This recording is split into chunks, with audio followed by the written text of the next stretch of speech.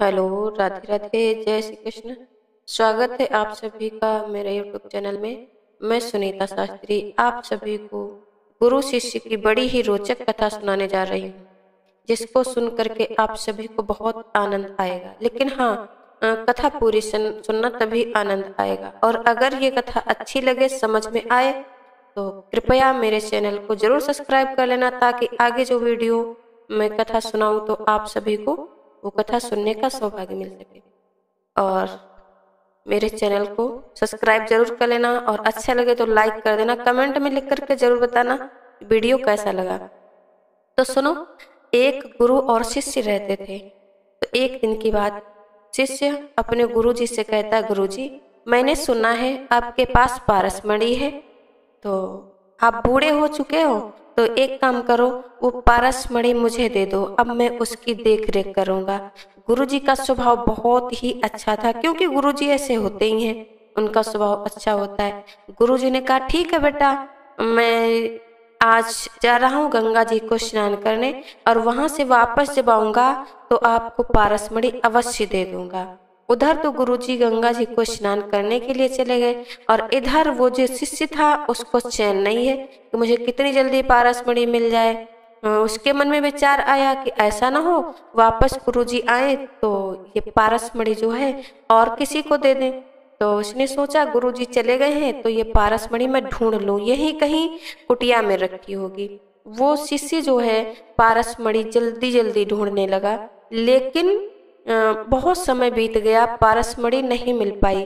तब तक गुरुदेव वापस आ गए। गुरुदेव ने देखा ये मेरा शिष्य जल्दी जल्दी क्या ढूंढ रहा है, पूछने लगे, बेटा तुम क्या ढूंढ रहे हो? तो वो शिष्य बोला, नहीं नहीं गुरुजी, मैं कुछ तो नहीं ढूंढ रहा हूँ। बहुत डर गया। गुरुजी ने कहा, नहीं नहीं बेटा, मैं समझ गया हूँ, तुम पारसमणि ढूंढ रहे थे, क्या वो पारसमणि मिली नहीं आपको? बेटा ने कहा, शिष्य ने कहा, नहीं नहीं गुरुजी, मुझे तो नहीं मिल पाई। गुरुजी ने कहा, देखो तुमको नहीं पता, मुझे पता है, रुको अभी मैं दे रहा हूँ। गुरुजी कुटिया के अंदर गए तो एक लोहे का डिब्बा निकालते हैं। लोहे का डिब्बा जब निकाला, उसी डिब्बे के अंदर में से पारसमणि बोले, देखो ये पारसमणि इस डिब्बे के अंदर रखिए, लोहे के डिब्बे में। शिष्य ने कहा, गुरुजी ये पारसमणि कैसी? लोहे का डिब्बा है और डिब्बे के अंदर मणि रखी, फिर ये डिब्बा लोहे का क्यों, सोने का क्यों नहीं बना?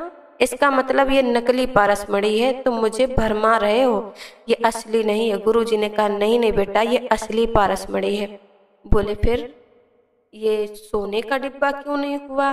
गुरुजी ने तुरंत वो डिब्बा खोल, लोहे का डिब्बा खोला, तो उसके अंदर देखा है एक गुदड़ी रखी हुई है, और उस गुदड़ी के अंदर पारसमणि रखी है। गुरुदेव ने कहा, देख बेटा, ये डिब्बा भी लोहे का है और पारसमणि भी असली है, लेकिन कारण तुझे बताता हूँ, ये लोहे का डिब्बा सोने का क्यों नहीं हुआ? इसलिए ताकि इस पारसमणि और लोहे के डिब्बे के बीच में ये गुदड़ी लपटी हुई है, ताकि इस पारसमणि से लोहे के डिब्बे में स्पर्श नहीं हो पाया, इसीलिए सोने का नहीं हो पाया। भक्तों, ये कोई बात लोहे के डिब्बे की और पारसमणि की नहीं, ये हमारी आप सबकी कथा है।